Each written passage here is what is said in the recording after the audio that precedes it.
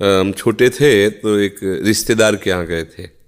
गर्मियों की छुट्टी में बच्चे जाते हैं ना अपने संबंधियों के यहाँ, 1 महीना की छुट्टी होती है तो वही घूमने का अवसर मिलता है, तो परिवार के सदस्य जन छूट दे देते हैं, बहन के यहाँ, मौसी के यहाँ, मामा के, ऐसे।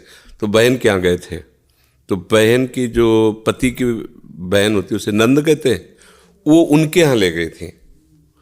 तो उनके यहाँ हम गए हुए थे तो एक कमरे में देखा एक नौजवान व्यक्ति पड़ा हुआ था, वो शायद उनकी ननंद के पति थे। तो उनको पता नहीं क्या लगा, भगवान की प्रेरणा, हम तो बच्चे ही थे, तो हमें बुलाया, ऐसे नज़दीक गए तो रोने लगे। उनका बच्चा अब हमारी कोई बात नहीं सुनता, तो हमें मन में है आपसे बता दें।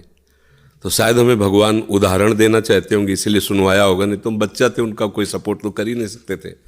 उनका बच्चा है, जो बिल्डिंग देख रहे हो ना, ये मेरी बनवाई हुई है, वो मेरी पत्नी है, और वो टाकीज के सामने मेरी चाय समोसा पान इसकी दुकान थी, और मैं सुबह से शाम तक मेहनत करता। तो यही पत्नी हमारे मोजे जूते उतार करके हमें प्यार करती थी। हमारे शरीर में लकवा मार गया, अब मैं उठ नहीं सकते।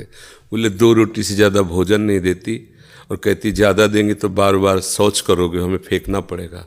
बोले हमको मारती भी है, हमसे बात नहीं करती, चिल्लाते रहते हैं, हमारे सामने दूसरे पुरुष को बुलाती, बात करती ऐसा। बोले किससे कहूँ, अगर कहूँ तो ये मारेगी आकर के, कहना नहीं।